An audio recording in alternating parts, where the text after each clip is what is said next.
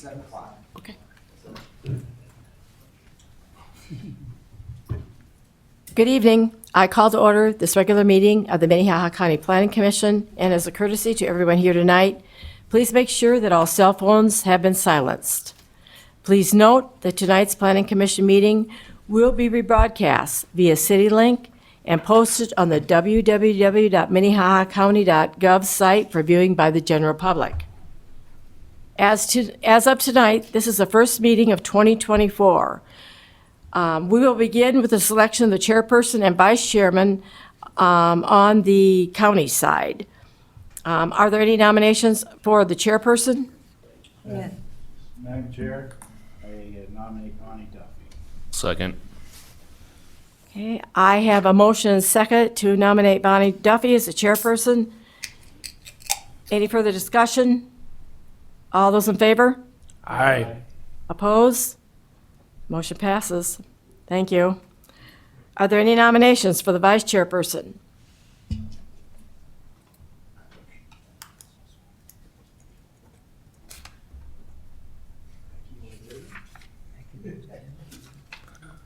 All right. Madam Chair, I'll nominate Becky Randall. I'll second it. Okay, I have been motioned and second for Becky Randall to be vice chairperson. Any further discussion? All those in favor? Aye. Oppose? Motion passes. Now that the officers have been selected, we will move on to our regular meetings, beginning with the Joint Planning Commission meeting with Minnehaha County and the City of Sioux Falls. I will now need a motion to recess this Minnehaha Planning Commission meeting. So moved. Second. All those in favor? Aye. Oppose? Motion passes.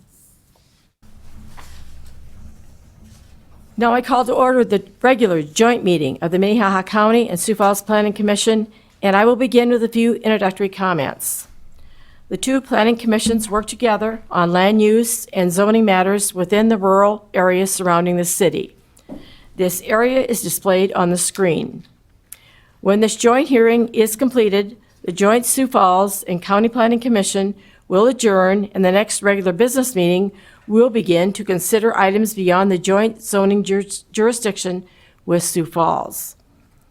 Any final action taken on the conditional use permit applications tonight will take effect 5 working days following this meeting unless a written appeal of the Planning Commission's decision is filed in the Planning Office by Monday, January 29th at 5 p.m.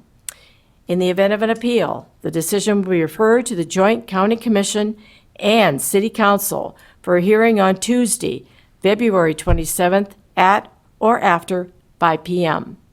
The affected parties will be notified of the meeting date, and the joint meetings of the County Commission and Sioux Falls City Council are held at Carnegie Town Hall, and that is located at 235 West 10th Street. First on the agenda is public input. Is there anyone who wants to speak to an item that is not on the agenda?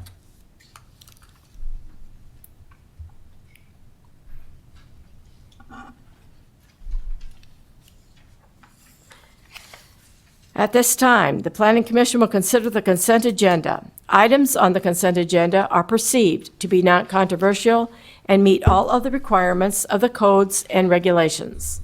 The consent agenda will be acted on in one motion with no public hearing on the items unless a member of the public, the commission, or staff requests the item be removed from the consent agenda. The minutes from the November 27th, 2023 meeting are included in the consent agenda. Next, I'll read each item on the consent agenda and ask if there are any issues or comments from the Planning Commission or the audience, and if any member of the Planning Commission or the audience would like to be heard on this item, please raise your hand and the item will be moved to the regular agenda to allow you to address the commission later in the meeting. Any items remaining on the consent agenda will be approved by the Planning Commission with the conditions recommended by staff. The first item is the approval of the minutes of the November 27th, 2023 meeting.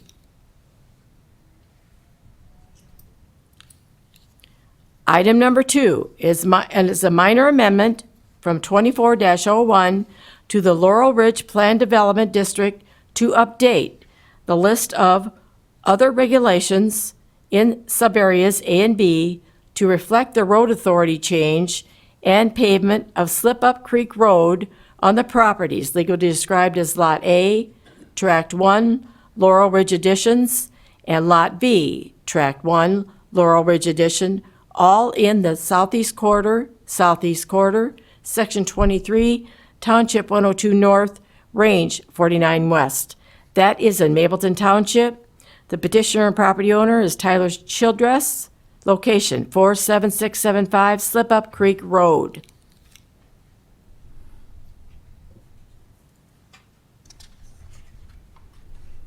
Is there anyone from the audience that wishes to address this item?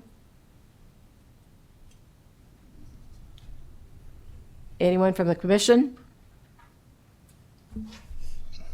Madam Chair, I'd make a motion to approve the consent agenda. Second. Okay, I have a motion and second to approve the consent agenda. Any further discussion? All those in favor on the county side? Aye. Oppose? Motion passes on the county side. On the city side, do I have a motion on the consent agenda? Mr. Chair, I move approval of the consent agenda. Second. We have a motion to approve and a second. All those in favor signify by saying yes. Yes. Yes. All opposed, same sign. Passes on the city side. Okay, we'll move on to the regular agenda. This is a normal hearing procedure, but we're requesting planning staff to represent a report on each item, and that the petitioner should come forward to the podium and make a statement or answer any questions. Anyone from the audience wishing to address the item can be recognized, and then you can move to the podium and state your name and address for the record. Each member of the public will be limited to 5 minutes of public input, and will be only allowed to address the commission one time per item, unless they're called upon to answer any additional questions.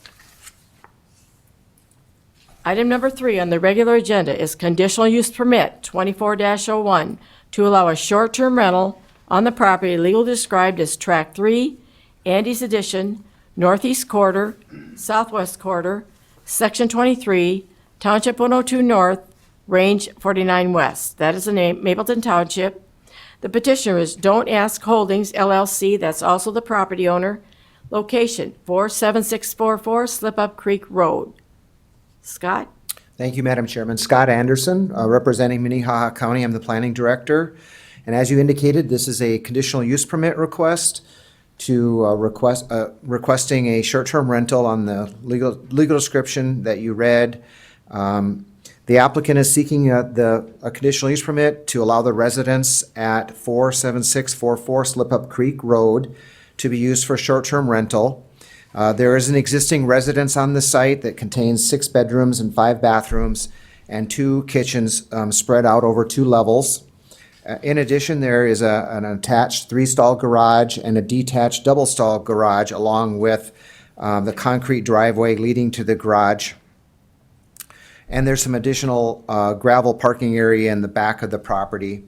The applicant provided a short narrative which explains more on the proposed short-term rental and their vision for the home and the use, which is included in your packet for your review.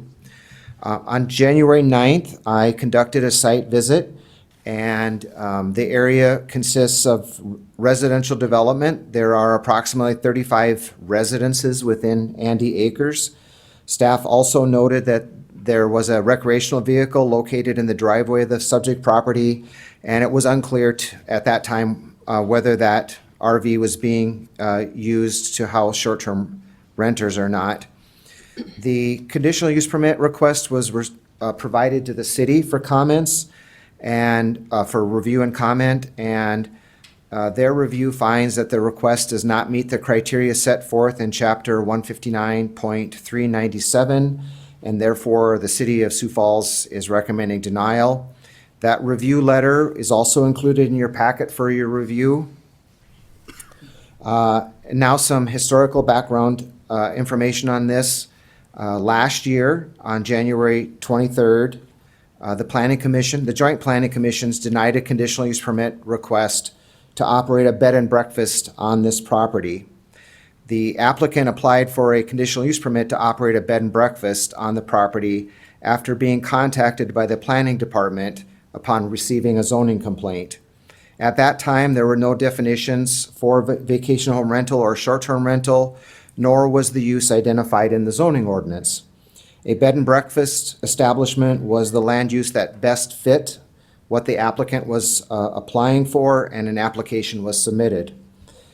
After the Planning Commission action, the applicant did not appeal the recommended denial and continued to operate the short-term rental on the property. 2 additional zoning enforcement letters were sent to the applicant requesting the use be ceased. In August of 2023, the County Commission authorized the state's attorney to proceed with legal action to enforce the zoning ordinance. A trial was held on November 30th and December 12th of 2023, and on December 15th, Judge Howman issued a preliminary injunction against Don't Ask Holdings. The applicant applied for the short-term rental conditional use permit on November 30th of 2023, which was the day that the ordinance amendment addressing vacation home rentals and short-term rentals became effective. Staff continues to receive complaints from neighbors who provide materials showing that the house is still listed on short-term rental sites and actively seeking bookings. Complaints have been made to the Planning Commission as recent as January 8th of 2024, and it appears that despite the Judge Howman's order granting the motion for preliminary injunction, the applicant continues to offer the subject property for short-term rentals. So there's a lot of criteria that we look at. You know that there are 6 general criteria that you as the Planning Commission should consider when making your decision on the appropriateness of the request. And I'll go over those for you now. Item number 1, or the first criteria, is the effect upon the use and enjoyment of other properties in the immediate vicinity for the uses already permitted, and upon the values in the immediate vicinity. It's likely that the proposed use will not impact the property values in the neighborhood. It is likely that the construction of this residence in 2019 increased the property values in the area. The house is quite large and has a value that exceeds most houses in the subdivision. The proposed use as a short-term rental will have an effect on the use and the enjoyment of the properties in the immediate vicinity. During 2023, the Minnehaha County Planning Department received more than 25 complaints on the use of the property. The complaints ranged from noise and traffic after 11 p.m., the use of fireworks by renters, party buses unloading guests after midnight, garbage on the property, traffic, and lighting. The neighboring property owners have called the Minnehaha County Sheriff to address the noise. These issues were reported to the Planning Department on nearly a weekly basis by several of the area residents. These complaints represent how the property is likely to be used and operated in the future and will continue to cause neighborhood conflict. The request to establish a short-term rental on this property has had and will likely to continue to have negative impacts on the use and the enjoyment of the properties by the other properties in the immediate vicinity. The second criteria is the effect upon the normal and orderly development and improvement of surrounding vacant property for uses predominant in the area. This area is close to the north side of the city limits of Sioux Falls, and the 2040 future land use map shows that this area will be light industrial and future parks. It is also in the Tier 3 annexation and not to be annexed within the next 16 to 25 years. The subject property is part of the Andes Acres subdivision, and the property is located, and the property in this subdivision is located to the north east and west of the property. That's Andy's Acres is located basically the northeast and west of this property. The area to the south has recently been zoned as the Mapleton Golf Course Plan Development and is currently under construction. There is a potential that a land use which disturbs the existing uses could have a negative impact on surrounding vacant properties. Any vacant property may not wish to develop due to the noise, traffic, and public disturbances such as fireworks or groups of partying renters. The third criteria is that the utilities, access roads, drainage, and other necessary facilities are provided. The property is already developed with a single-family dwelling, and the street access onto Slip Up Creek Road. Slip Up Creek Road was recently paved and is now on the county highway system and maintained by the county highway department.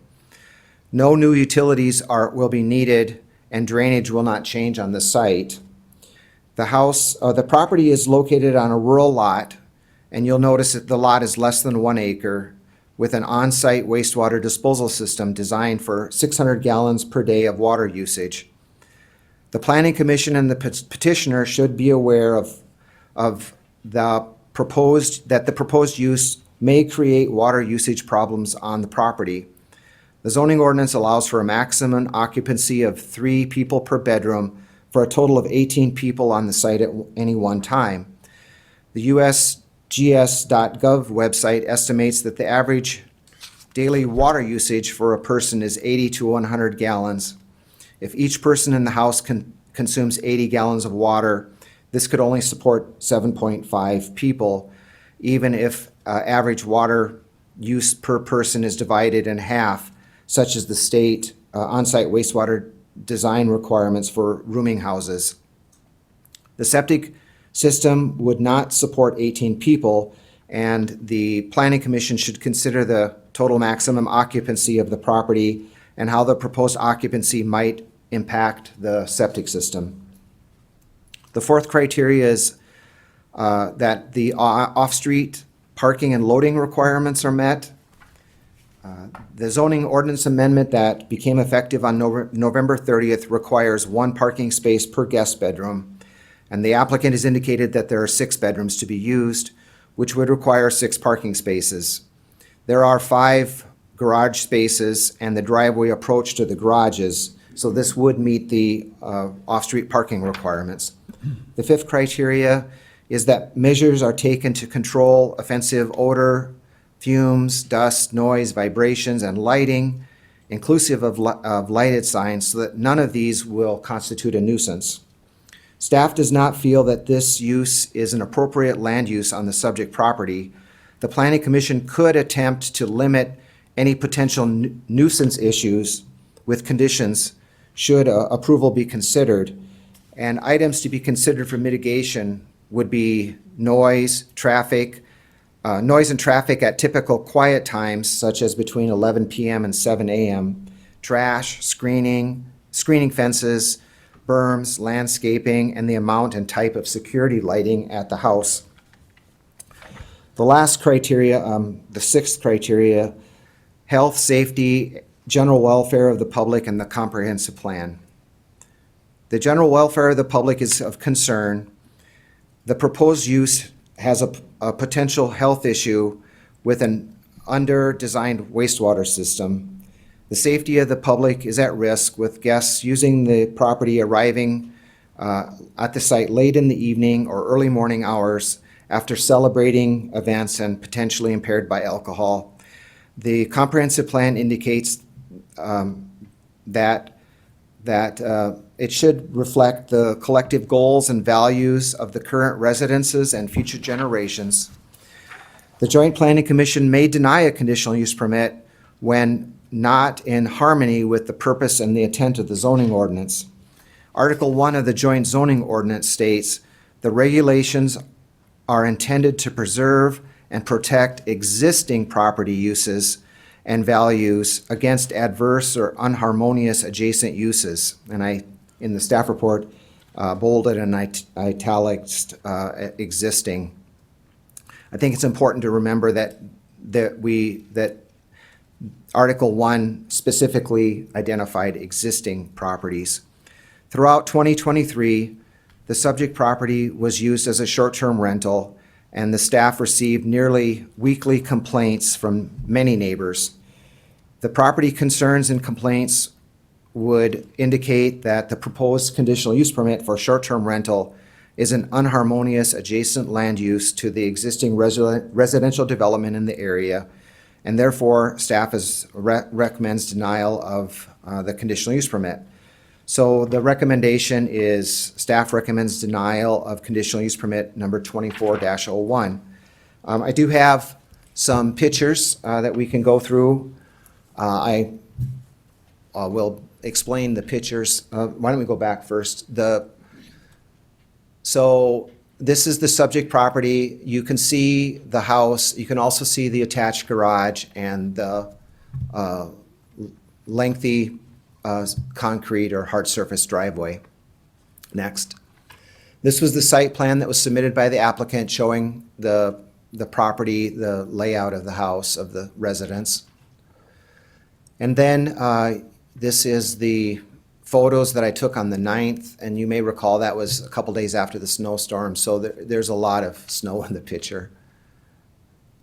This is a property on the east side of the subject property, and this is looking sort of towards the west side.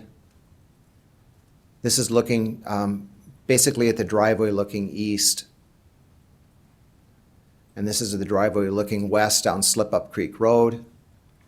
And then this is generally just looking south to where that Mapleton Golf Course plan development is currently being under construction generally. And I'd be glad to answer any questions that you have.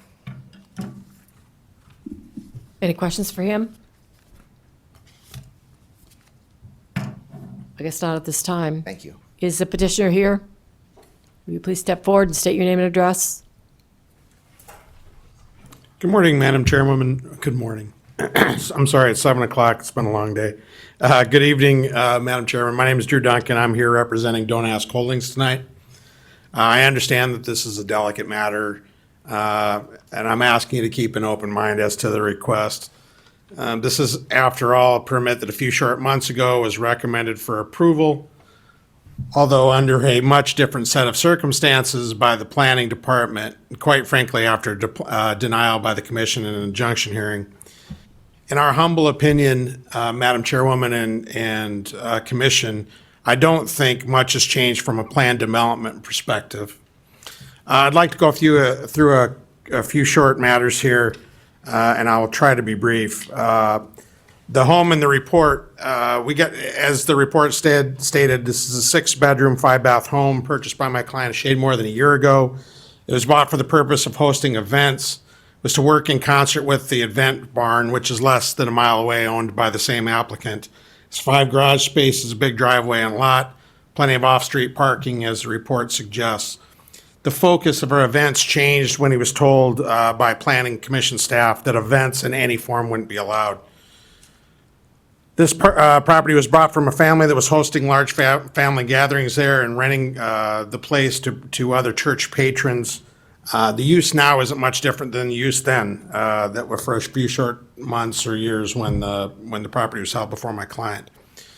Other than the recommendation, there is not much different from the report that was issued to this group in January 2023 to the report that's issued today in January 2024. Some things from the note to note from the report. The RV is not being used to house short-term renters. It's there to help create a buffer for the neighbor. As you can see, the subject property there, I think that's to the east. I'm sorry, I'm not great with directions from looking at that. Good or bad, it's an attempt to find peace with the neighbors, and it can certainly be moved. And I understand that probably some of this commission think parking an RV there is probably not meant to create a buffer. The reference to the city of Sioux Falls saying it doesn't meet the criteria of Chapter 159.357 of their code is interesting to me only in a legal perspective. And what I would suggest is neither is the renting of property of long-term rentals of either farmland or farm places in that particular section. They're not permitted special uses either. Hope to talk about that a little bit more in a second. The report suggests the applicant has continued to rent since the judge's order. This is both true and false. The county was made aware during the injunction hearing that the applicant was going to house a family from Harrisburg whose house burned down, and that they were going to be renting from anywhere from, or staying there, I don't even think they were charged from, but I don't know that for positive, from anywhere between 20 or 40 to 40 days when the school semester started again in Harrisburg.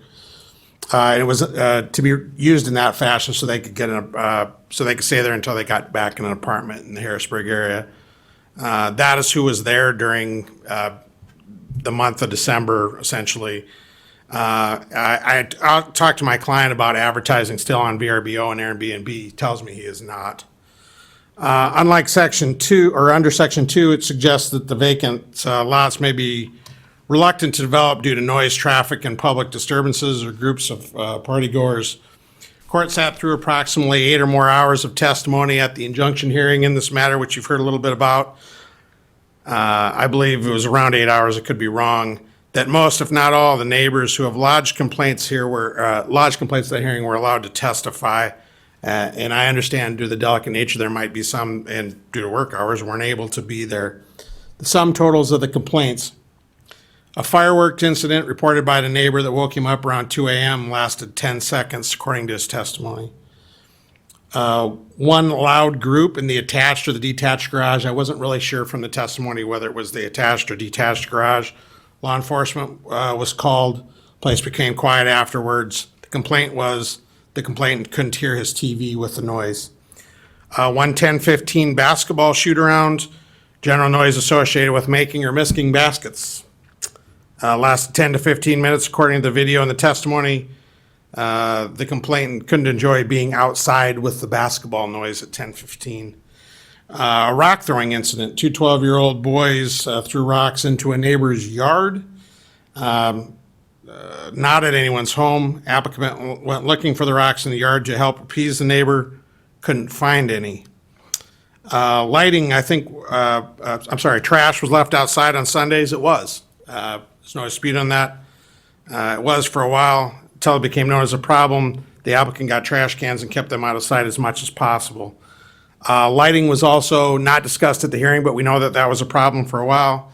I think that has been dealt with. The lights are no longer shining towards the neighbor's property, and I think that they've been repositioned. And I think that that's been taken care of. As I said, I'm sure that there are other complaints. Not trying to minimize those complaints. There appears to be many people here to voice their displeasure with this matter, and I don't want to trivialize their complaints in any way. I'm not sure that these complaints would do much to devalue the property or discourage any lot owners from development. Less lot owners are concerned about community standards in this matter. Some positives in the report. Lot is big, plenty of off-street parking, as you've heard. House is appropriately sized. The report indicates use will not affect property values in the neighborhood. And quite frankly, even if it did, the elephant in this room has to be the Mapleton Golf Course, which will bring significant traffic, noise, and short-term overnight guests to the property owners that are in Andy's Acres. This use is very compatible to the uses that they're going to have at the Mapleton Golf Course.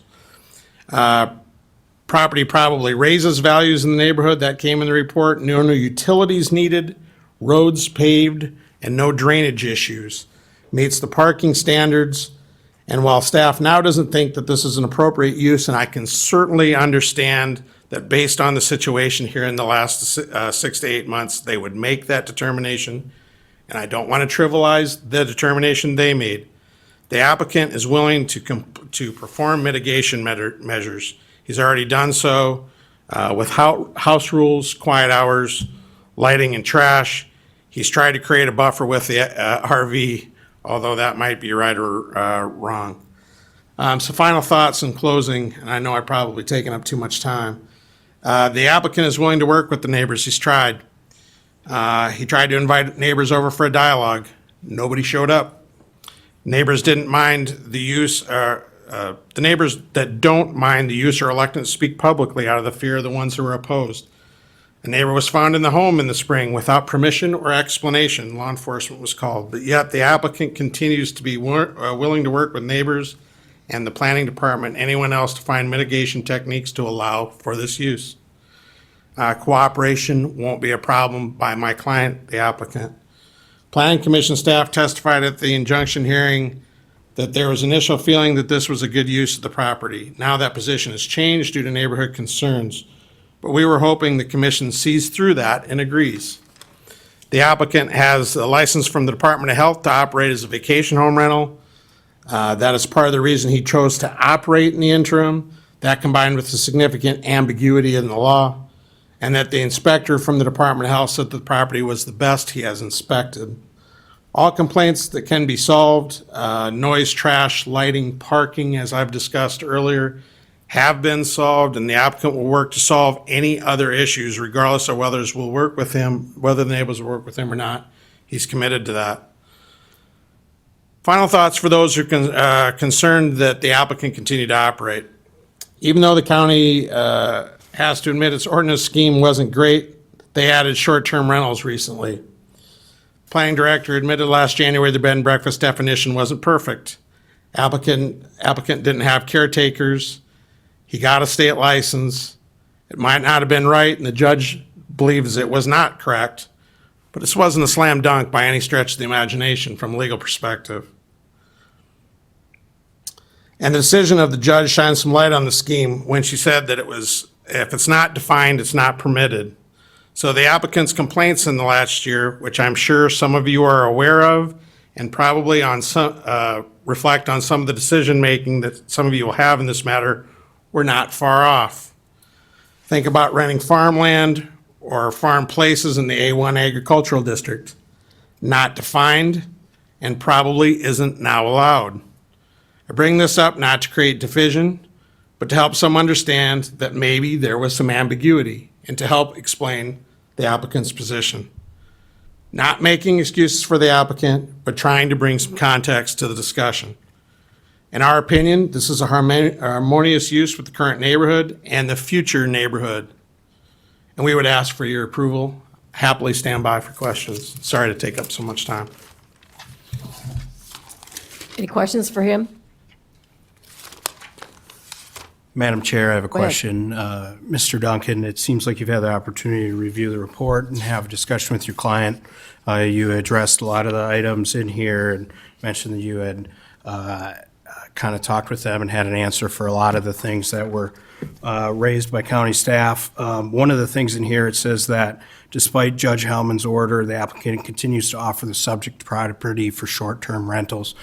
I believe I heard you correctly that you said you didn't know if your client had that listed online for short-term rentals or not. I'd like to give you another opportunity to reflect on that. Did you discuss that with your client? And is the property currently listed for short-term rent? Madam Chairwoman, are you guys commissioners or board members? How do I reference you? Commissioners. Board commissioners. Commissioners. Commissioner Nyberg. Sorry, and I'm used to going through the chair when I'm out in Pier, so I apologize. Maybe that's the way you do it here and maybe you don't. Yeah, I did talk to my client about that. What he tells me is he's off Airbnb in whatever the other one, VRBO. To tell you the truth, I didn't look. He told me he was off. Take him at his word. Thank you. And I didn't ask the date he took him down. Okay, any other questions for him? Madam Chair, Joe? You went point by point on quite a few items. I didn't hear any argument on the septic system and the water usage. Did you have a response on that matter? Yeah, Madam Chairwoman, not so much. I didn't find that it was, I guess in my humble opinion, Commissioner Kipley, I didn't find it as one of the overriding concerns in this matter. I don't think either the commission last time or probably this time was going to take the septic system as a reason for denial or approval of this particular use. I could be wrong. If I am wrong, I guess that's on me.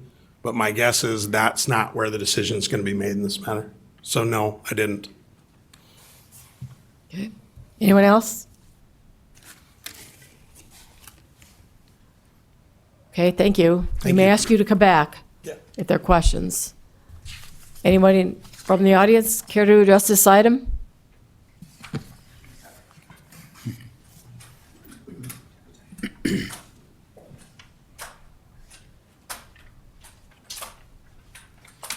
Please state your name and address. Ryan Bechtold, 47610 Slip Up Creek Road, Sioux Falls, South Dakota, 57104. Couple things. First off, thank you for listening to the neighbors. I know this has been a fun battle for all of us. Value of the home. If it was such a great value when it was on the market for several months at $1.4 million, it would have sold. I don't believe he had any nibbles, so the value of that home, he paid that price because he saw an opportunity to make money. Not faulting him for that. I would want to make money too, but consider the neighbors. The septic system, I'm glad I live uphill and not downhill from him, because if it does run into issues, the water's going to go into the street and go down the roads. There's nowhere else for it to go except for maybe the basement or somewhere else. The rental for a month of December, after the judge said no, it was over a weekend. Interesting how they rented it for a full month when they were only there for one weekend. That's all I got. Thank you for your time.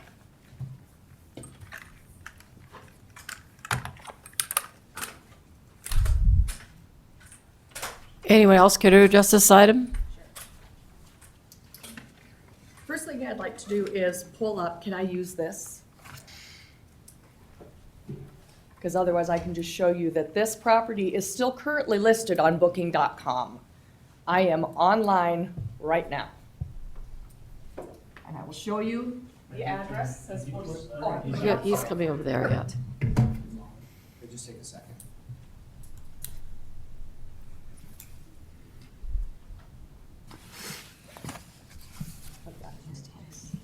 She didn't.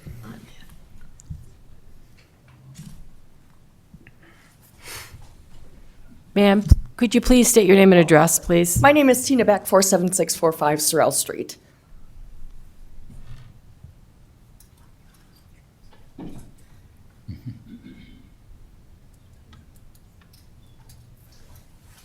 Okay, if you can see, sideways, I can try to put it this way.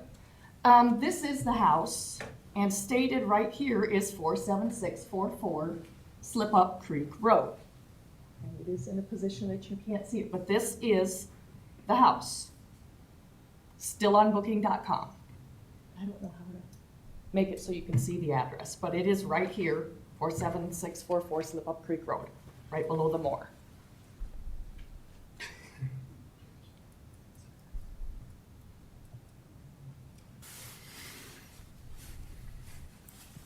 Unless you want to verify that. And this is not a screenshot, this is actively on the internet. Okay? Next thing I would like to do is just give you a piece of what it's like.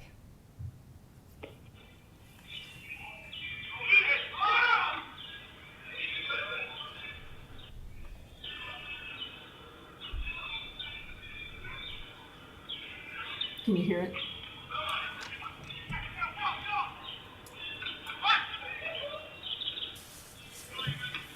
And these are different days.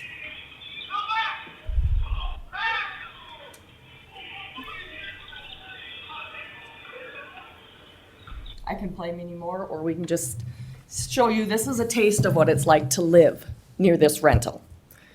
We've lived out in the country for 29 years and have enjoyed the peace and quiet that we've had. That's why we lived in the country.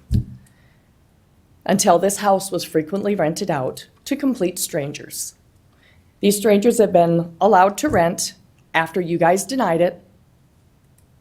They continued to rent after letters of cease and desist were sent out, and it was rented out in December the 15th through the 18th.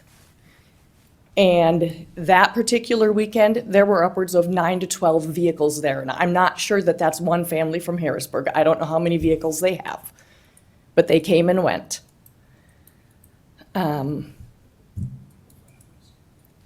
according to the narrative, it says the people that are going to be booking have to be of legal age, but according to the booking.com, it said anybody can rent. There's no age requirement. The narrative also states that the home has a security camera system inside and out that allows the property owners to monitor the home at all times. Yet when we have brought up the party bus's excessive noise and fireworks, the property owner claims to not know anything about these disturbances. The property owner's vision for the home is a place for single-family gatherings. The past track record and rental history proves otherwise. The property has been nothing but problem after problem. We deal with lights shining into our house every single night as they're not shut off, even when not rented, and the RV is not blocking the lights. We deal with more noise from this house than all of the other houses out here combined. These strangers that rent are inconsiderate and have no concern for the residents of the neighborhood. They have proven this over and over again. There are nights that they are so loud we hear them in our bedroom with all of our doors and windows shut. And to give you an idea, there's approximately 300 feet between the back of our house and that house. So the video you heard was 300 feet away. It's unacceptable. We feel like we have no rights to enjoy our property. If we're outside, so are they.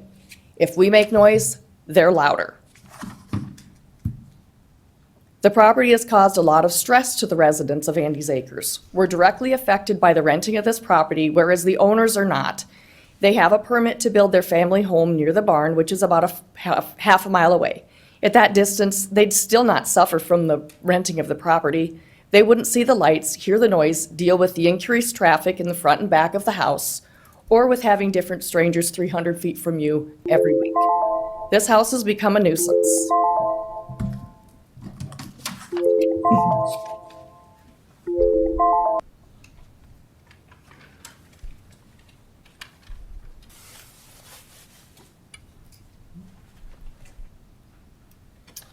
Good evening, Zach Whiff, 47606 Slip Up Creek Road.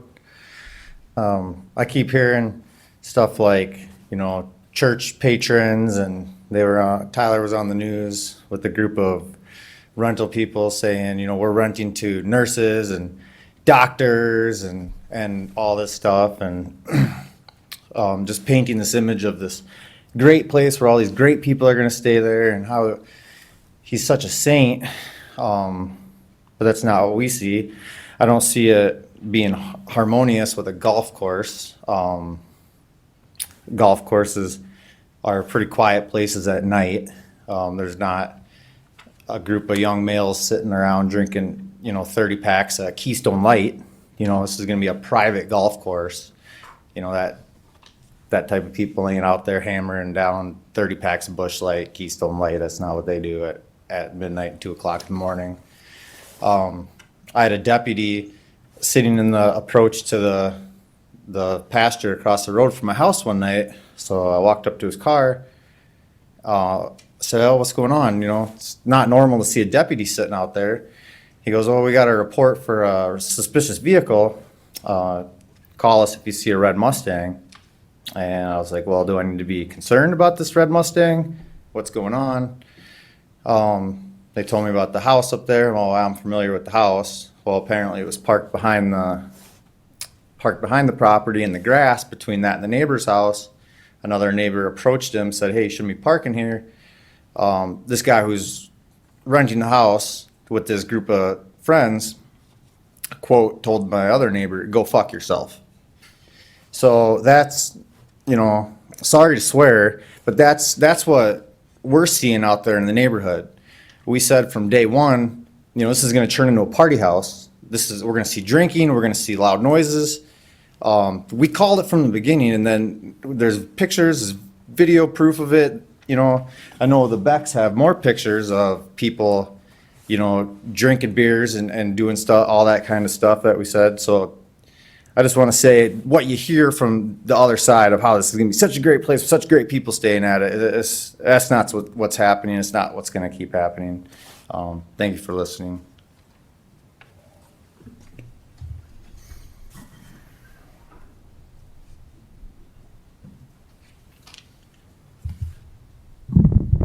John Beck, 47645 Sorrel Street. I live directly to the north of this house. Is this still turned on, Stefan? Hit this button. I got you.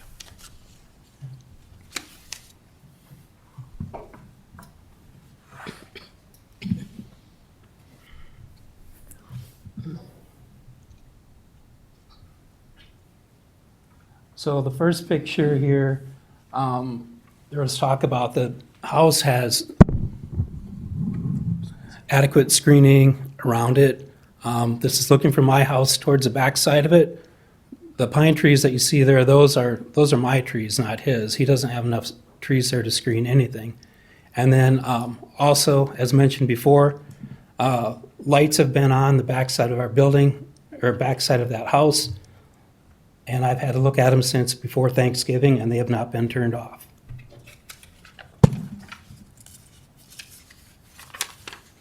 Another picture that shows lack of screening.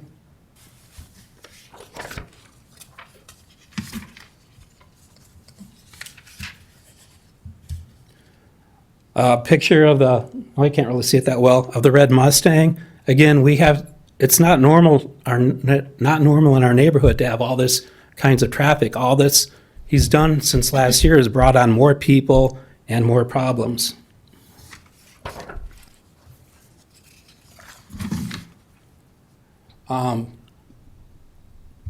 This RV, I don't know why that's there. That was during April. Again, it's not allowed use to have that there. He's renting the house out, but he's got more stuff parked there than he knows what to do with.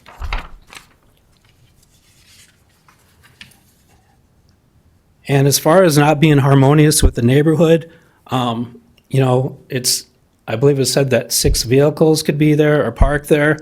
Well, at times there's up to 12 parked there, and it could be a different 5 or 10 or 12 cars there. They're coming in all hours of the day or night, and that's not how our neighborhood is set up.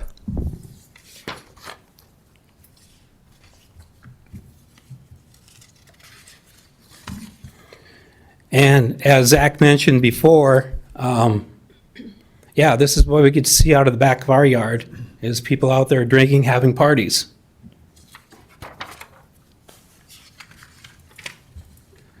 It was mentioned that Childress has garbage containers, since it was brought up that he didn't have anything. Well, he has them, but when you're having 18 people stay there, they're going to fill up more than one garbage can on a weekend, and you can see the garbage piling over the top.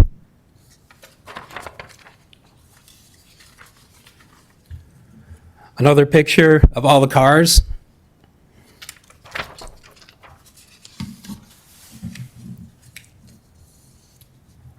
More cars. And then back to the screening, there isn't screening to block these cars, and this is looking from the east towards the west there. And let alone in no screening, nothing's going to help drown out all the noise that's made. So in summary, Mr. Childress has proven over the last year that he cannot follow the rules to begin with, but yet he can't even manage what's going on there now. He has no control of what's going on, and I sure hope that you don't allow him to use this for a rental, because he can't manage it. He doesn't know what's going on. Thank you.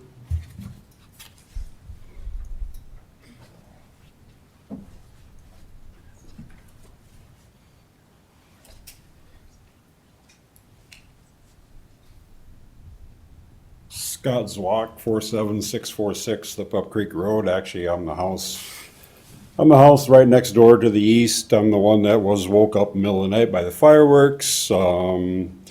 listened to the partying all night, couldn't get to sleep. Yeah, it just goes on and on. I guess, they want to have these rentals. Well, that's fine, but you should look at, before you do this, look at what are you going to affect around you. Something like this rental should be on 5 acres by itself, not in a neighborhood where people on their weekends, I mean, I work 50+ hours a week. On my weekend, I want it quiet. And we are not getting it. I mean, we've been dealing with this for a year, and in that year, people ask me what's going on next door, and I said, tell them, and I haven't been able to find one person that would want a rental like that next door to them. I mean, you are basically doing a business in a residential area. Is that what we want? I know I don't. That's why I bought out there where I did. So, of course, as you can tell, I'm totally against this, and hopefully you guys can see our points and vote the way you think it should be done. Thank you.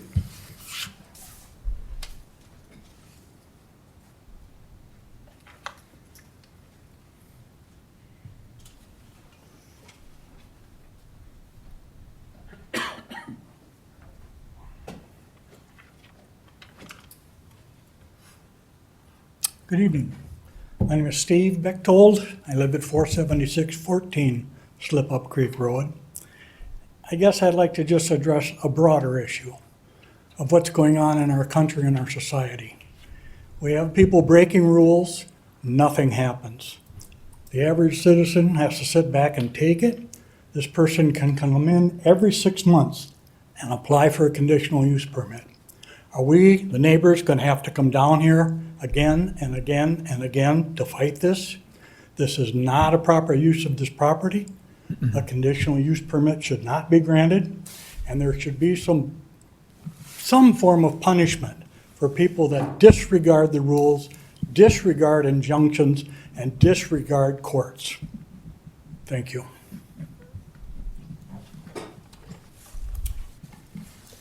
Anyone else care to address this item?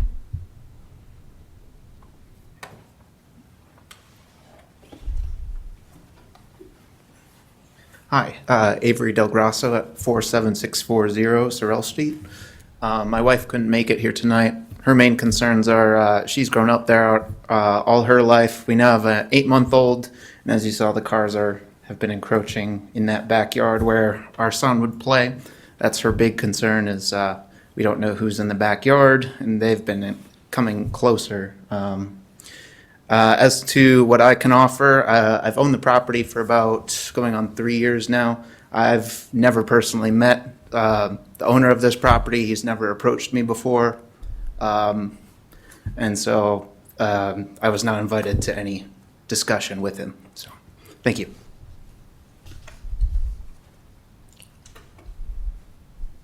Anyone else?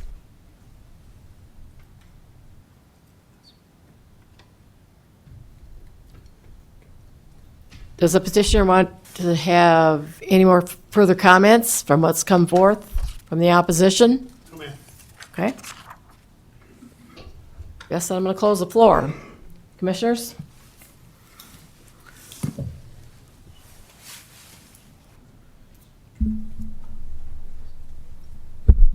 Yes, Madam Chair, if I may.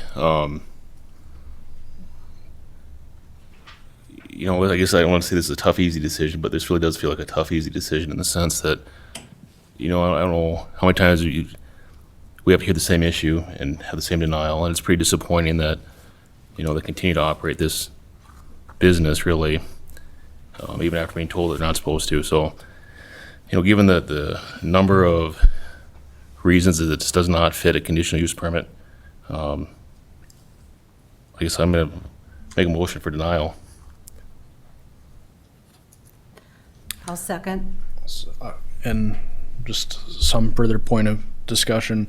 I know we went through kind of somewhat understandable the first time around because we had a bed and breakfast ordinance that no one really fit kind of a square peg, round hole issue, and we needed to modernize that. But as we modernized it, we took a lot of public input on that, and we kind of assured the public that most of the outcomes, we were just modernizing the language and the definitions. The way we would come out on a given fact pattern wouldn't really change. And so this is the test case of that. We were presented with almost the exact same fact pattern, an updated ordinance, and as we apply that through these 6 factors that Scott walked us through, it's pretty clear that it still would not meet for a conditional use permit. So I'll support the motion to deny, but just also the lack of I don't know if lack of candor is the right word. I know the petitioner isn't here to speak for himself directly, but the idea that we have to go all the way to an injunction route is disappointing. And so I hope we don't get there this time around. But yeah, I agree with the public comment that kind of said there needs to be some consequences for actions. And if this body is going to have any meaningful action in the governing of our communities, I think the decisions need to be respected. So that's all I have, Madam Chair. Thank you. Okay, I have a motion and second on the floor. Any further discussion? Madam Chair, I'd just like to echo what everybody has said. It's just not a right place for this. I agree with all you neighbors. There's concerns, safety, you don't know who's going to be there. There could be sex offenders, and if we had little children around there, that's not very well to have, those in our neighborhood. So I am going to also vote for denial. Any further discussion? Okay, I have a motion and second for denial of conditional use permit 24-01. All those in favor of the denial? Aye. Opposed?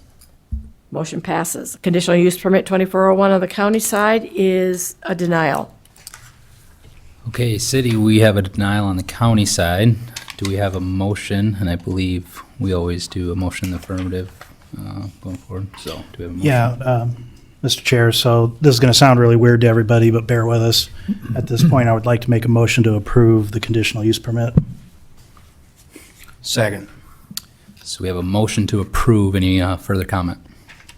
So while you're all thinking I'm on something, keep in mind, totally heard everyone's testimony. I think it's extremely disappointing that there is legal action enforced and it is being ignored. Unacceptable. And that, along with just about anything else on the conditional use lineup that can be cited as a reason not to approve this, is my foundation for my decision not to approve this motion.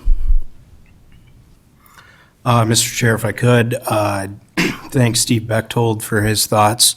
Tough to say it any better than he did, really. But I think the applicant should probably be a little embarrassed that he totally disregarded our vote last year and went ahead and offered this effectively, if you want to call it a short-term rental during that period, or if you want to call it a bed and breakfast at that period. But either way, disregarded our decision on that entirely, and to come back and try again after all the complaints, some 25 complaints that have been lodged in the last year. I think that's a little bit embarrassing. But then to go a step further and totally disregard the rule of law and an opinion, an injunction issued by Judge Hellman's an entirely different thing.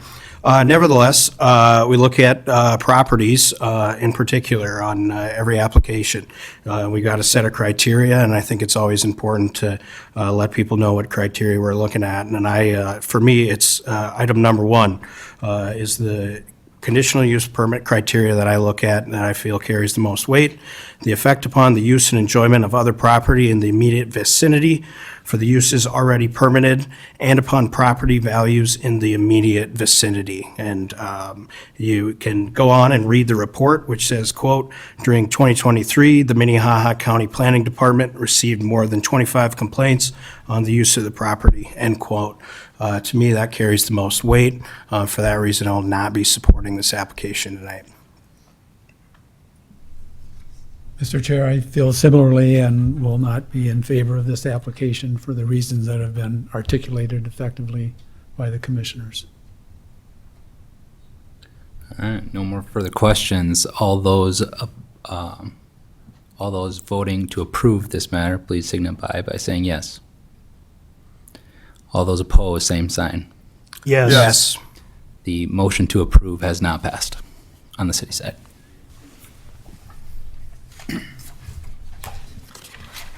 Thank you. We'll move on to item number 4. Conditional use permit 24-03 to allow a short-term rental on the property legally described as Track 1, Rollinger Skyline Edition, Section 28, Township 101 North, Range 48 West. That is a Split Rock Township. Petitioner and property owner is Thomas Luke. That is, the location of the property is 2700 South River Bluff Road. Kevin?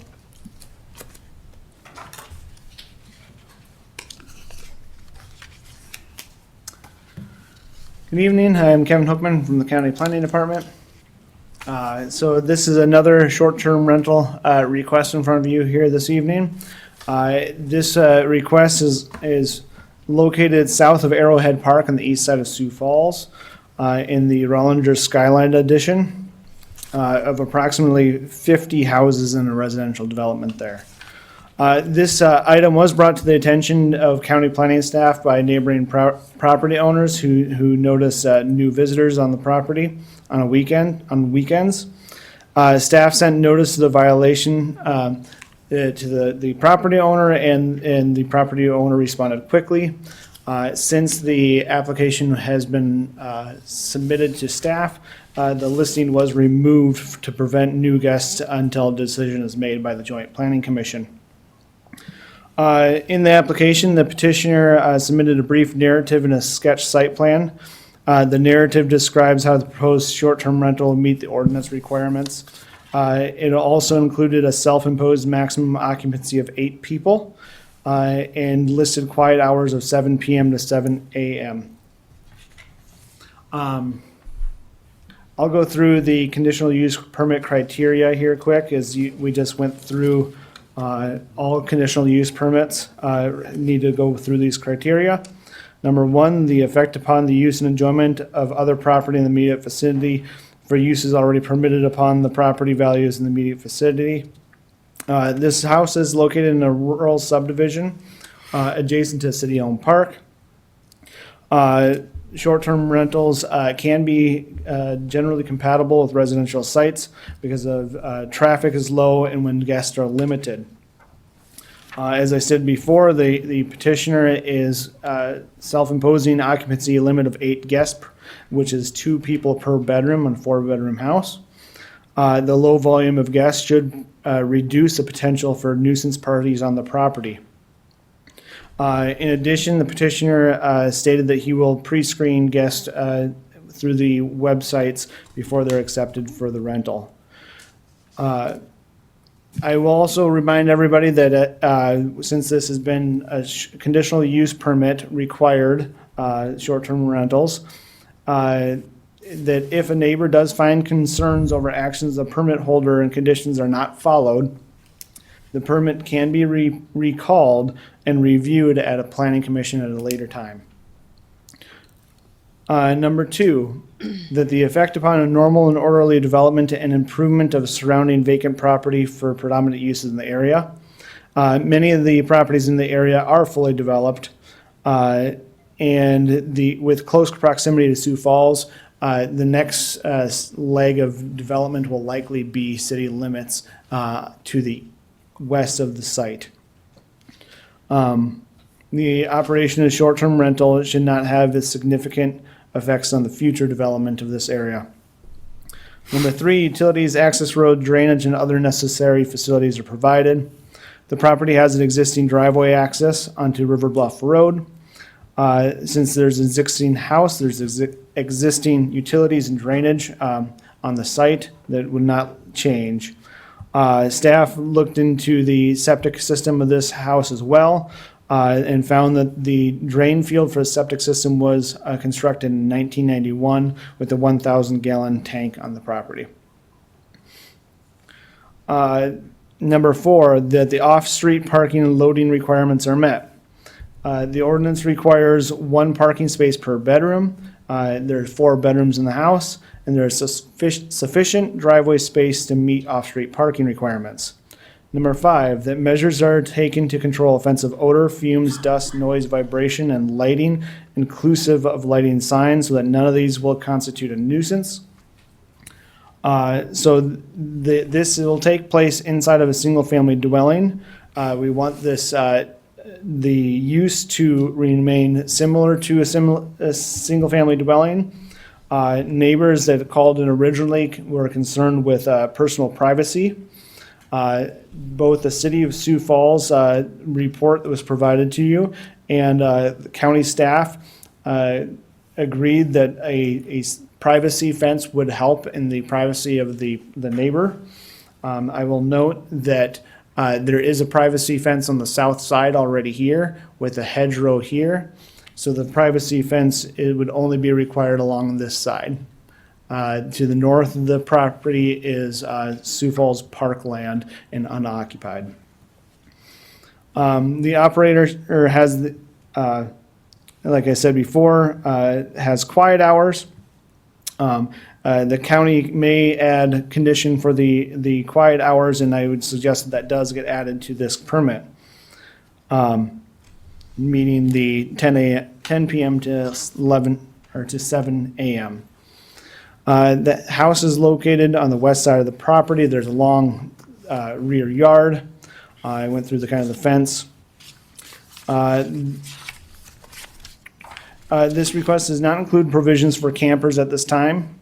The use of recreational campers is prohibited by the zoning ordinance for human occupancy. I talked to the petitioner about this. There may be campers brought on the site, and as I noted, we would have to prohibit recreational vehicles from being used unless we permit the property be used as a campground. Number 6, health, safety, and general welfare of the public and comprehensive plan. This should have a minimal effect on the public. If concerns are raised, as I stated before, there is the ability to review and recall the permit if necessary. Staff is recommending approval with this 8 conditions that are listed. And like I mentioned earlier also, you can add a quiet hours condition from 10 p.m. to 7 a.m. Just have a few of the site plan and a few shots from overhead on this property here today. So there's the site plan showing a large driveway. And you can kind of see along the south property line, the fence there in the snow a little bit here from these overhead views. Probably leave it right there, and I'm available for any questions. Kevin, I have a couple questions that we can get back to you later too after additional information is presented. But how can we be doing this after what we just heard? I mean, seriously, I think we all need to take that into consideration. Sure, and I guess one thing that was different in this case is when I contacted the applicant, he did remove the site, and I guess that is showing some the ability to respond to staff requests and our conditions of approval. But with regards to the criteria about the effect upon the use and enjoyment of other property in the immediate vicinity, and the concerns of the neighbor about different people coming and going every weekend, well, that's what a short-term rental is. You know, it can't be something else. It's certainly not similar to a single-family home. You can't say that that's the case, because it's not. It's used for different purposes. It doesn't bring the same element to the neighborhood that a home does. So I think we really have to put these things out there, and because they're challenging us. And we need to think how we can go forward to incorporate ideas, perhaps, that address them. I appreciate you taking my question. Yep.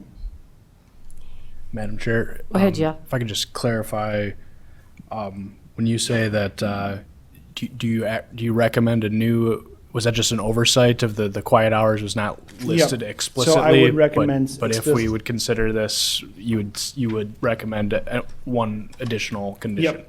I would recommend the 10 PM to 7 AM quiet hours. Okay, thank you for clarifying. Yep. Madam Chair. Go ahead.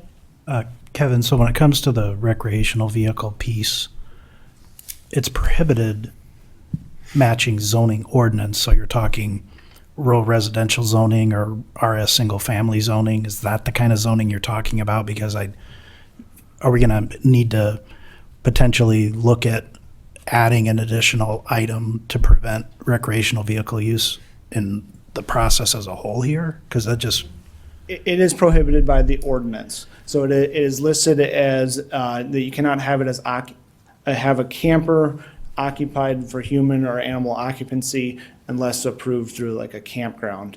And that is in the in the vehicle section of the additional use regulations of the ordinance. so in this example, I might have been crossing wires here, sorry, that you need us to potentially add that as a condition? No. Okay, thank you for clarifying that. Okay, any further questions for him? Okay, if not, is the petitioner here? Please step forward and state your name and address. Good evening, everybody. My name is Dr. Thomas C. Luke, MD. This is my wife, Tricia Huff. Luke. Yeah. And we live at 2701 South Glendale Avenue in the city. And I would like to say that our intention is to move into this house, and why we purchased it is a beautiful property with a great view. But when we purchased that property, we have an elderly family member who fell and broke her arm and then subsequently had an automobile accident, unable to drive, and went back for a visit in Maryland and further fell and broke her arm and leg and is unable, and we think it's unwise for her to come out to this area until we can assure her that we have a situation in which she can live comfortably.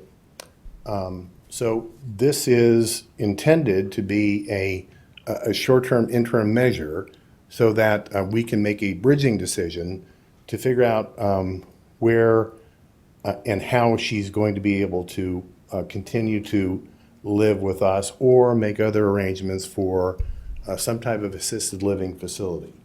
I will say that the property is, several $1,000s a month. I can certainly afford that.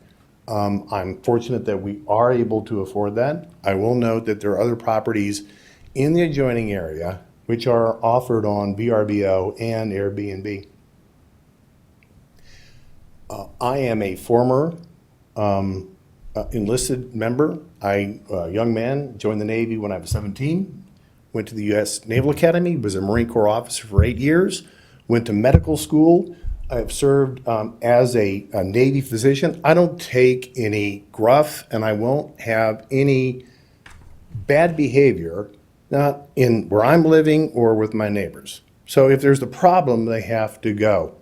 There is no way that I'm going to rent my house to a bunch of 17, 20, 24, or 30-year-old men. It's just not going to happen. Sue me, all right? So the people, if we'd known, we would not have rented this, but the people we're going to have are like the lady group that came up from Watertown. They come down once a year to do some shopping, spend their money, and leave. They love it.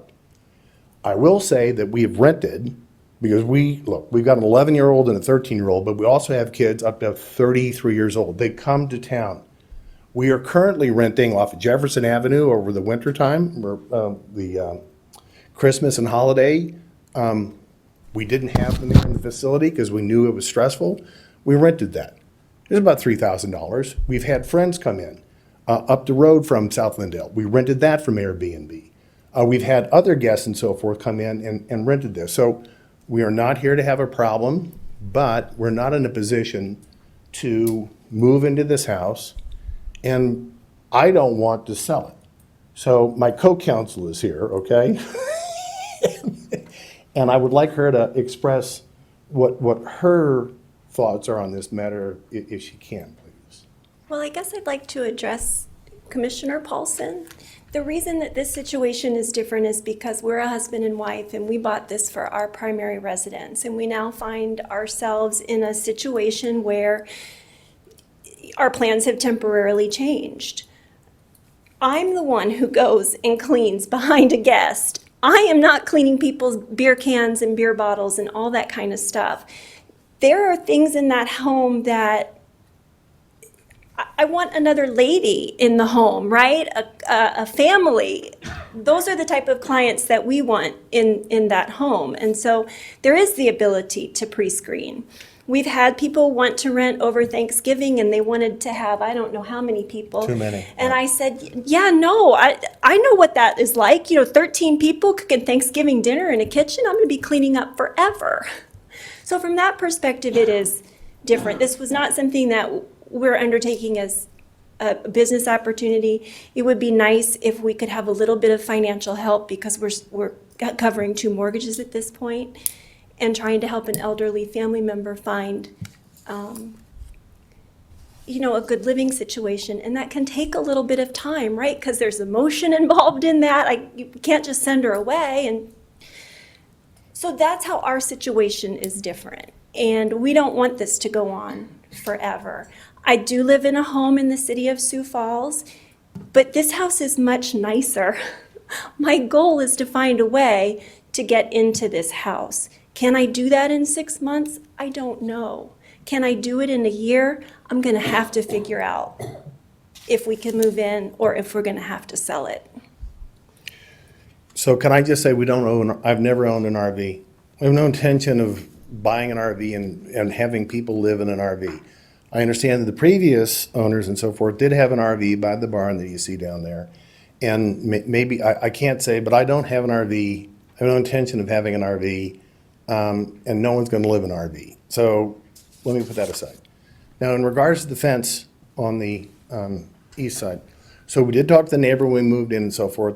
There's an old chain link fence down there that you'll see the tree lines and so forth that's beaten up and the posts are heaved out and so forth. We have offered to put any fence he wants in there on a 50-50 basis. And I put in miles of fences in, okay? So look, I'm built 2 houses, I've done septic systems, I've built fences. I am more than willing to, and he's got dogs, and there's apparently they've have in the past come underneath, so it's all tacked down and so forth. I am, and we've got 2 dogs, we're gonna fence this in. And I'm not sure that the privacy fence is gonna do anything. If you look at the property lines, it's swale. So I've got a picture, I don't think, but he's got trees, I've got trees, he's got a barn, we've got a garage, we've got trees and so forth. So I'm willing to go 50-50 tomorrow if he wants to put any fence that he selects up into including a privacy fence. But it is 120 feet, and it's not a cheap proposition. So you pick the fence, we'll go 50-50 on that. I think that that's fair. That's what we've offered. And the previous owners have offered that, to my knowledge. They can speak for themselves and so forth. So we're willing to put in anything that is reasonable and so forth. But I think that the issue is there's an old fence, and it's going to cost some time and expense to get it done. Tomorrow, I can get, the guy across the street builds fences. He can come in anytime he wants. I think that that's a fair deal. He picks the type of fence, we're in for 50%. So that's about all I can say, folks. Any questions for them?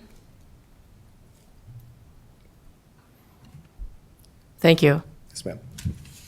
Anyone in the audience care to address this item? Please state your name and address. Patricia Peterson, 9020 East 33rd Street. Around 2011, many changes were predicted to take place on the east side of the city and county, mainly the announcement of a plan to build the Grand Falls Casino just across the gateway of South Dakota. This prompted concerns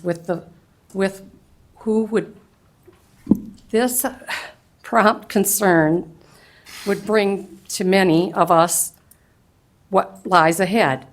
Many meetings took place, and with the assistance of a project manager, city and county planners, residents, landowners, business, townships, park, and South Dakota Department of Transportation, input was gathered and the Red Rock Corridor Plan was created. On November 21st, 2011, the plan was adopted by ordinance. In 2011, I think it was safe to say none of us knew anything about Airbnbs. An Airbnb is a public company. They are subject to fees and taxes.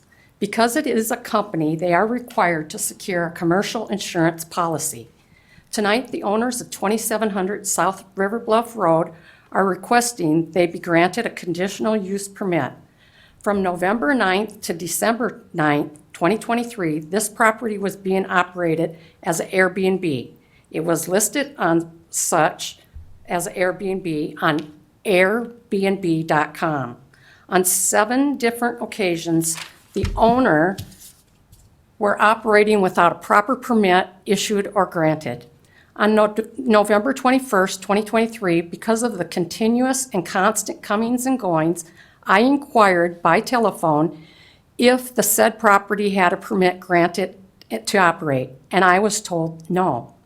I was informed that the office had received inquiries already, and that the owners had paperwork to complete for the request of a conditional use permit. On December 11, 2023, I made a follow-up call to alert the zoning office that as late as December 9, 2023, the owners were still operating an Airbnb. On January 10, 2024, by mail, my husband Gary and I received notice of tonight's hearing, along with an undated note from Thomas C. Luke. Various statements were listed. Each of the things listed were personal reasons. They are all beyond any neighbor's concern or responsibility. Because they are unable to reside at this property as first intended, the claim is they face personal and financial burdens. How can their burdens be passed on to any of the neighbors if their needs or obligations are a burden to them? We are not, nor should we be assigned their gatekeepers. This is not our ventures. The majority of residents who live where we do, this is our primary residence. We all enjoy living in our quiet neighborhood, and we would like it to remain that way. We have no regular sheriff presence in our area. When times arise for their need, the response time is extremely long. In most cases, things are over or the subject is unable to be located. 2 miles to the west of this property is the Glow Hotel at Dolly Farm. They are able to accommodate anyone with their stays. They are licensed and regulated. Please do not subject us neighbors to any more possible violations by granting a permit. The petitioner has been allowed to violate prior to this request. Thank you.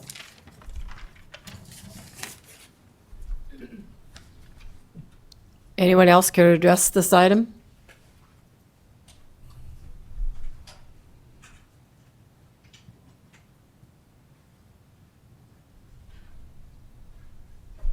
Please state your name and address. Chandra Green, 2701 South George Street. We are the house directly behind. And we also would not like to have our neighborhood turn into the same situation that the Slip Up Creek folks are having. I know that you guys said that you screen your clients and that you do all of those things, but ultimately, like, there's no way to know. And we have had people out in the hot tubs at 11, 12:30 at night, laughing and joking and drinking and partying and stuff back there. So I know that those things happen. Also, we do have the original covenants here. If you guys like, we can put them on the scary projector. But the 8th section says, no part or portion of said property shall at any time be used for trade, manufacture, commercial business, or similar use in conflict with or noxious to any other tract. So, you guys can look upside down this way. It's this 8th section right here. I don't know if that's helpful for anyone, but we would just really, we've lived here for 8 years, And we would really just prefer to maintain our quiet solitude. So, thank you.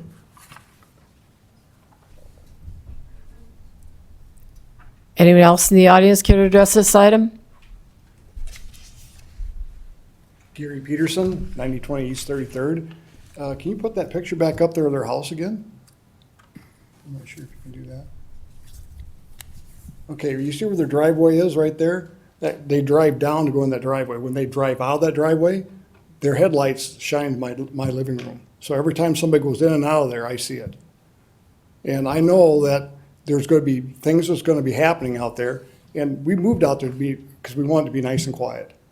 And they can screen all they want to screen, but other people come over there. Just like you have friends that come over to your place. Pretty soon they got more friends that come over there. And pretty soon they have more friends that come over there. They're not there all the time. I am there all the time. They're not there all the time. So, they can't prove, they cannot guarantee that. They might tell you they can, but they cannot guarantee that. So I hope that you guys do not approve this. Thank you.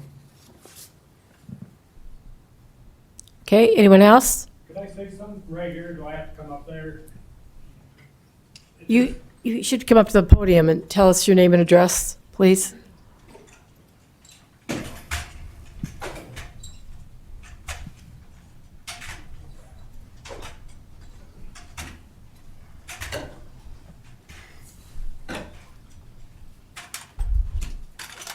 Please state your name and address. Jason Sickink, 2701 South George Street. I'd just like everybody to know when this was purchased, one of the main objectives is they bought it. Everything in the house, furniture, bedding, towels, silverware, dishes.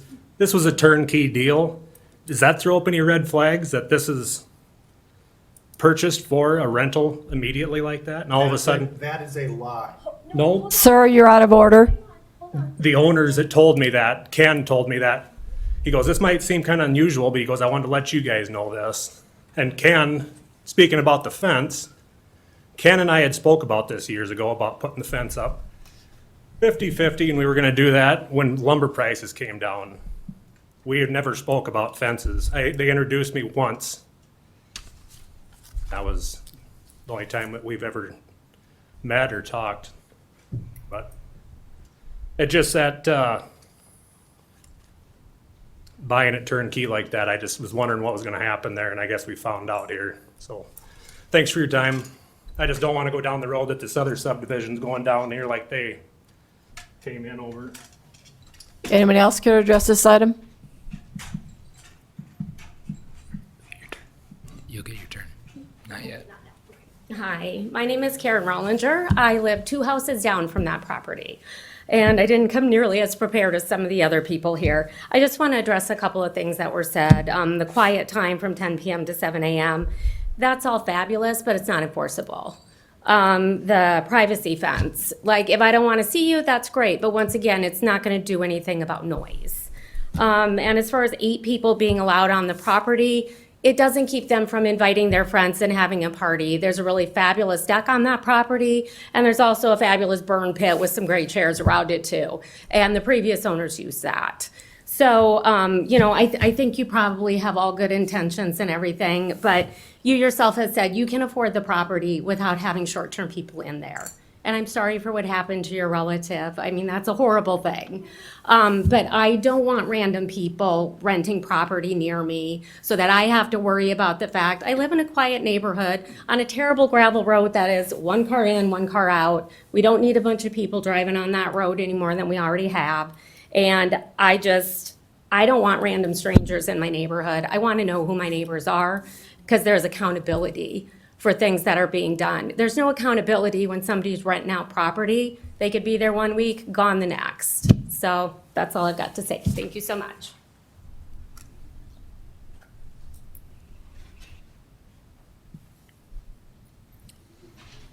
Larry Murtha, 2709 South George. I don't know what the conditional use permit is specifically stating for commercial or Airbnbs, VRBOs. I do know that we have had at least one individual who attempted to set up commercial business in the area on his private property, and that business was turned down because it is commercial, and the covenants for the neighborhood says no commercial activity. And that's pretty much unfortunate, because I think there are a lot of us who would like to have a business of some sort out of your home in the area. Unfortunately, I don't believe that we need or desire people that we don't know in our neighborhood in and out. Thank you. Is there anyone else that cares to address this item before I close the floor?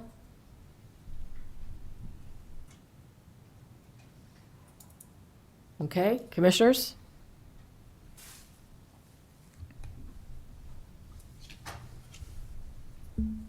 Madam Chair, did we want to give the petitioner a chance to Sure. respond? Would you like to address anything that they've spoke?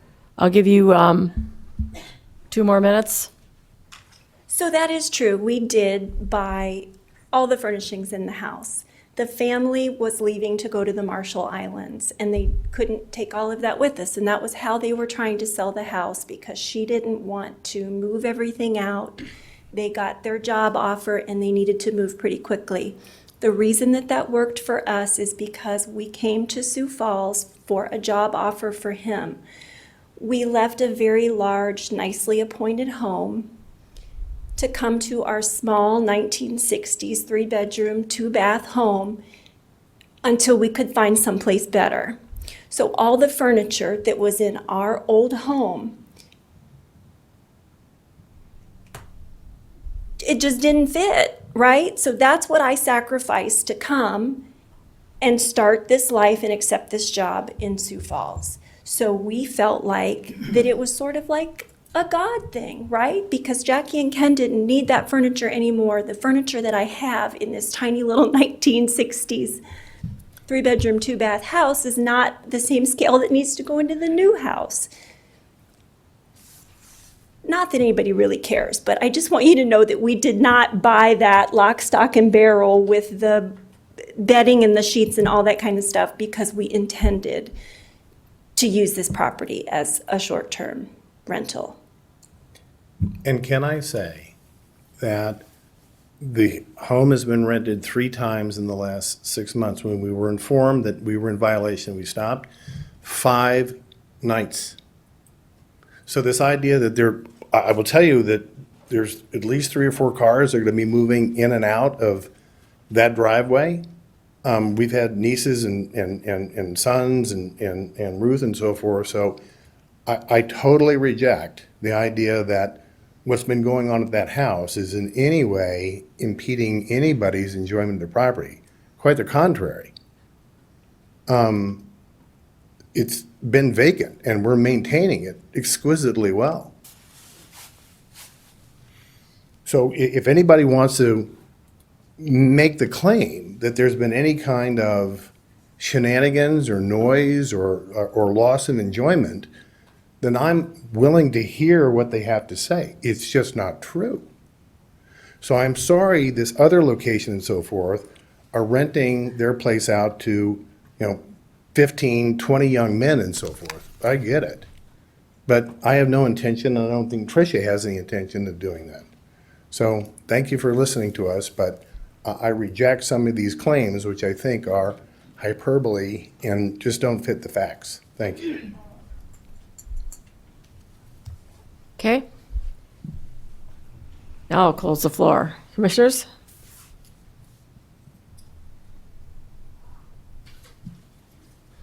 I can start us off, Madam Chair. Hey, Joe. As much as I'd like to bring in a Dickens metaphor of a tale of 2 applications, I don't know that these are exact polar opposites. That the last one was rejected and this one is a slam dunk in favor.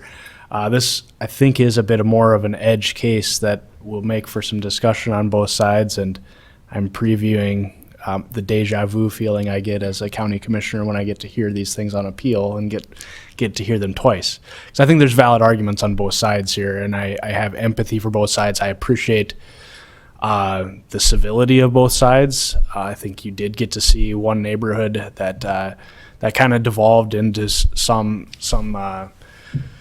discussions that went a wrong turn. So trying to rise above the fray and maintain the civility of your neighborhood is something to be aspired towards here as we go through this process. I just think I think my counterparts at the city of Sioux Falls and the appellate body here, the city councilors, I think we have a lot of these short-term rentals in our community, broadly defined. And I know I've had some conversations with Commissioner Paulson, and there's pros and cons to these as they exist. And as much as maybe there might be some sense of opposition to just the idea of them, our ordinance isn't a ban on them. So I think we have to apply the facts to the law.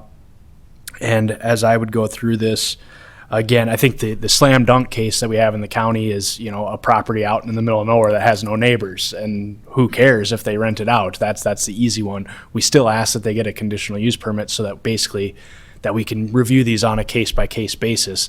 Ideally, that provides precedent to neighbors and potential people entering into this short-term rental business to understand what the rules of the road are. So we laid out different criteria, and I think that's embedded into the staff recommendations on some conditions to be placed.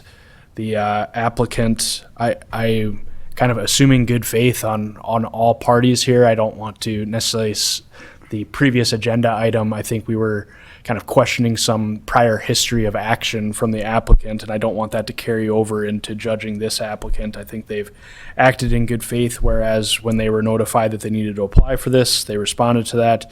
They've limited some of their some of the elements of their function to like such as limiting to 8 guests, being willing to maybe tailor that to the neighborhood rather than the ordinance allows for the potential of more than that in the guidance from the ordinance.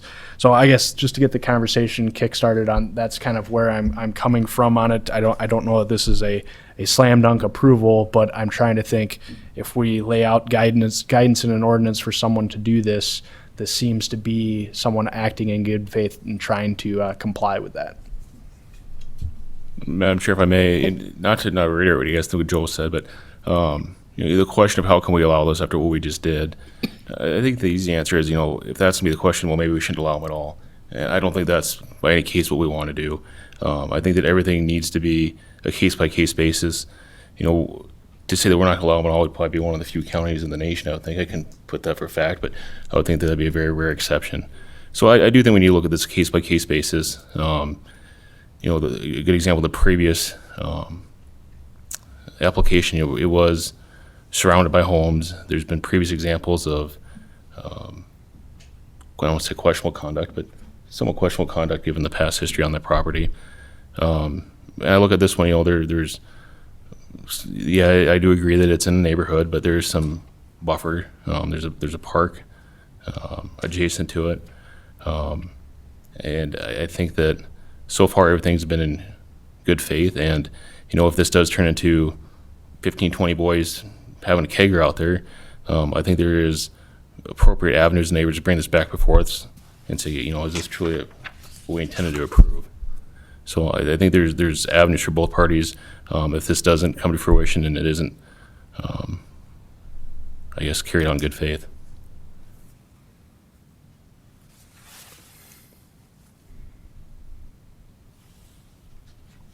Doug? Madam Chair, it looks like all eyes are on me right now.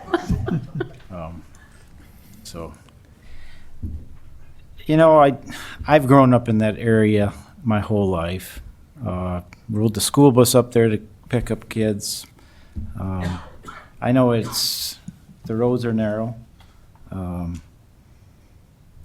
Getting emergency vehicles in and out can be a challenge, especially at this time of year. But with the park there, what a good neighbor to have that park. And, you know, we just talked about the previous item that I don't think we're looking at this apples to apples. So I can say right now that I'm in favor of this. So be it. Madam Chair. Go ahead, Becky. My colleagues have said it very well. This isn't the same scenario. At least I do not believe it is. And I believe they've come forth with their own set of guidelines to try and mitigate any problems or to try and mitigate potential problems before they would occur. They plan to limit the number of the guests. They've already proposed quiet hours.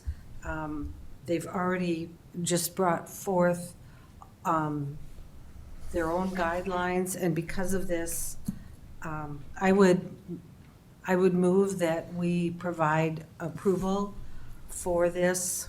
Oh wait, I want to amend it to include quiet hours. So.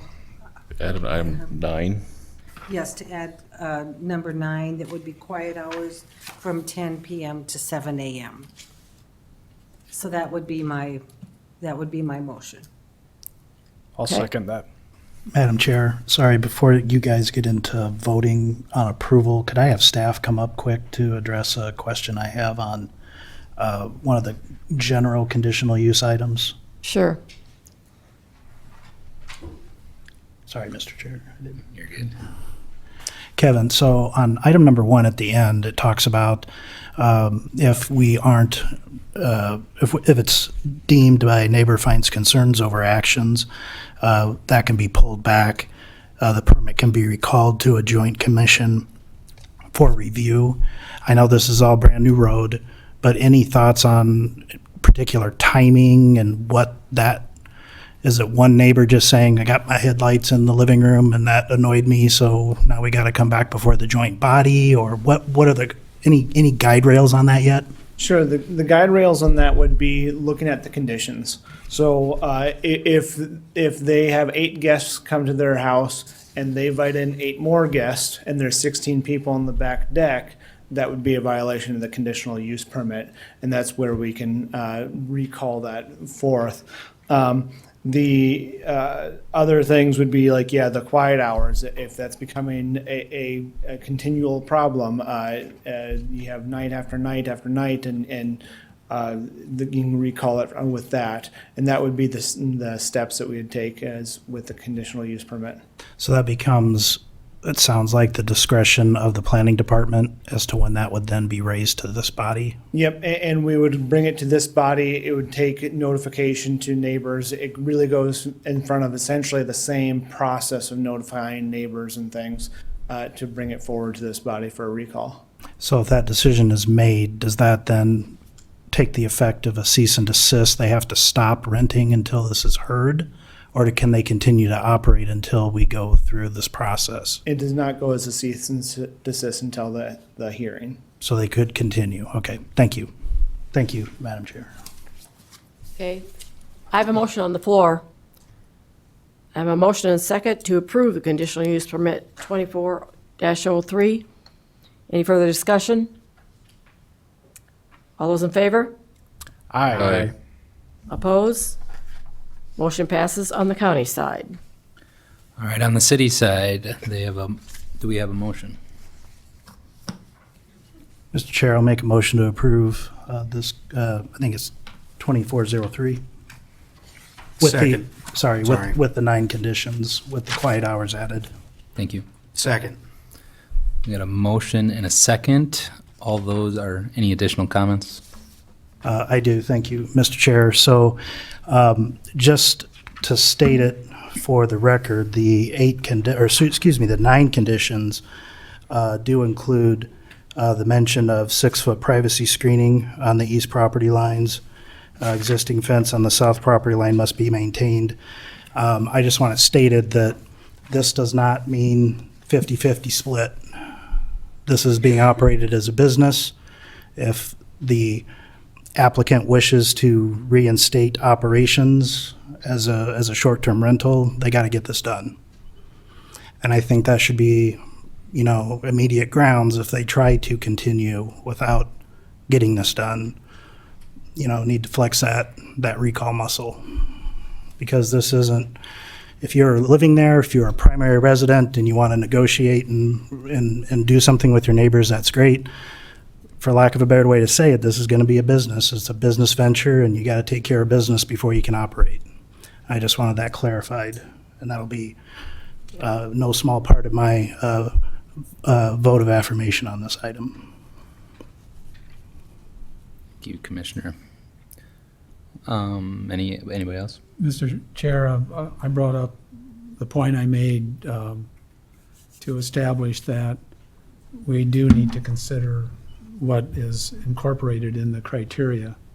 If we read those, including the effect upon the use and enjoyment of other property in the immediate vicinity, and we had neighbors here who reside in that property, we really have to think about how do we say something that, it's okay, even though you don't feel like it's going to be a good experience for you to have that in your neighborhood. I think we really are going to be challenged on that. And I also believe that in order for these things to be addressed, the involvement of the neighbors is important. And I would observe that that appeared to be absent in this process. Learned some things about the requirements or the covenants, I think is what she lifted up for that area or neighborhood. So I don't know whether those stand in any place here or not. If they don't, then we know that too. But the criteria go both ways. And there's an expectation and an obligation on the part of the property owner to satisfy those in relationship to the neighbors in the neighborhood. And that's the point I was trying to make. And as a commission or commissions, we have to say what has to be in place in order for things to be administered by the planning staff and the personnel. And that seems to be something that we're challenged by as well, as far as when things get addressed, whether they get addressed at all, in terms of how the legal process is apparently working for us. And I just want to establish that I think it's really critical that we view what's in place. Single-family homes are the basis of that neighborhood. A short-term rental is not a single-family home. And so we have to be upfront about that. And I don't know how we can reconcile the point of what the neighbor's view is without doing something to give them the ability to use those criteria as well as the applicant.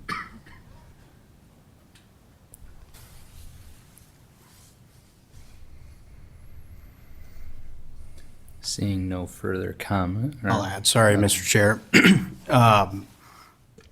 The state of South Dakota Supreme Court has weighed in on covenants relating to commercial use and short-term vacation home rentals. And ultimately, what the court has stated is that if you have a restriction in your covenants that say, hey, there's no commercial use, you're not going to find comfort at restricting short-term rentals. There's a broader conversation, of course, to be had about that as far as amending those covenants, and you could put an amendment in your covenants that say there will not be short-term rentals. Use that type of language, and that's totally enforceable. So the neighborhood may want to take a look at that and determine if they're able to go about that process and possibly go about amending those covenants to prevent short-term rentals in the future. I've really gone back and forth several times tonight on this one.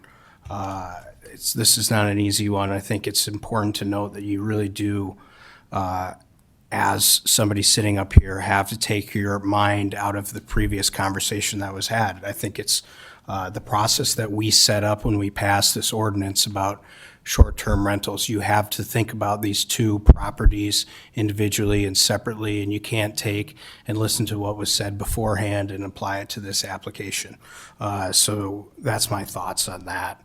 It still doesn't necessarily, in my mind, say that this is the right location for something like this or not, and you have to go through the process again, just like we did in the last one, and look at the 6 different criteria. As I was going through it, of course, previously read this and looked at this, but one thing stuck out to me, and I wanted to note it, was the cap and a number of 8 people. And I think that's very appropriate. And without that, I think I would have a lot of discomfort in improving this. But I found a lot of comfort in that 8-person cap. I also want to echo Commissioner Johnson's thoughts. I really like the appeals process that we have in the future and set up, and I think this commission did a really good job in the procedures and process that we actually approved of. So I'll pat this group on the back a little bit there, and I like that. There's opportunities for this to change in the future if things don't go right. So this one was really tough tonight, but I will be supporting the application. All right, so we have a motion to approve with the 9 conditions. All those in favor signify by saying yes. Yes. All opposed, same sign. Yes. Passes on the city side. Thank you. Any old business? No. Okay, we'll move on to new business. Kevin?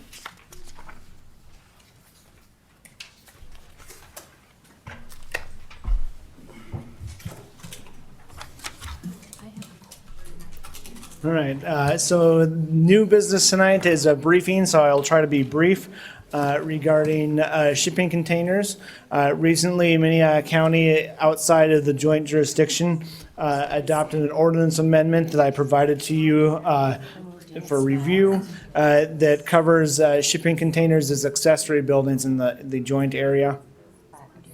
As long as it's not intrusive. I do have a little bit of PowerPoint The here. audience, if you are planning to leave, please do so. Because somebody's going to probably say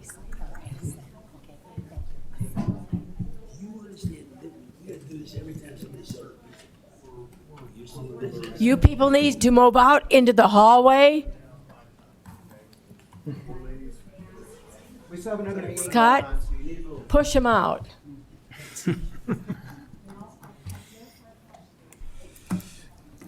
All right, so yes, when we reviewed this last May and over the summer and adopted the ordinance this fall in the county at large, in general, we considered what is a shipping container and looked at definitions, 6-sided container. We looked at reasons why shipping containers are like to have for accessory buildings. They are inexpensive, they're pre-assembled, they can be put pretty much anywhere. And then why are they problematic? A lot of people find them unsightly. Are they actually safe? Because when they're used in construction methods, are they built to load snow and whatnot correctly? And then taxes. If I put up a portable shed on my property, I'm getting taxed on that, but not necessarily on a shipping container. So is that fair to from one person to another to put up storage in their yard? So that's part of what we looked at. The county ordinance largely looked at temporary shipping containers being placed in 90 days or less. Standalone shipping containers, which is the unit by itself, and limits that into one in residential areas and agricultural land less than 3 acres in size. And if you want more than that, you need to get a conditional use permit. And then as a building component, anytime you use a shipping container for a building component, it is required to have an engineering inspect the container and make sure that it's built to be used as part of the building. And again, you need a building permit, and in a residential area or on an acreage less than 3 acres in size, you would need to get a conditional use permit. So that really is the ordinance in brief. we're briefing you on this because we want to bring this to the joint jurisdictional area. And if you have any thoughts or concerns regarding the ordinance moving forward, is there any questions? Any questions for him?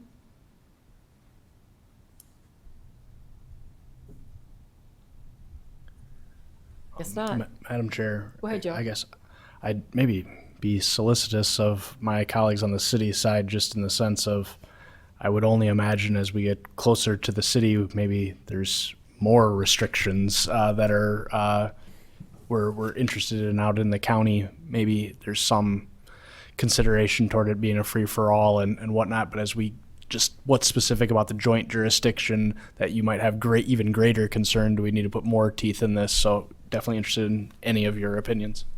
Yeah, so Fletcher, Lake Hawk Urban Planner, City of Sioux Falls. I did take this to our building services department, and currently in the City of Sioux Falls, you can use a shipping container as an accessory structure or principal structure. It has to meet building code and engineered standards. So there was no pushback on this one. That would, if it's having to meet building code, then we're pretty good. Okay. Guess you pretty much addressed that, the ordinance, okay? Guess I'll entertain a motion to adjourn on the county side. So moved. Second. All those in favor? Aye. Aye. Opposed? We're adjourned on the county side. City side, do we have a motion to adjourn? Mr. Chair, I'll make a motion to adjourn. Second. We have a motion and a second. All those in favor signify by saying yes. Yes. Yes. All opposed? We are adjourned on the city side. Thank you.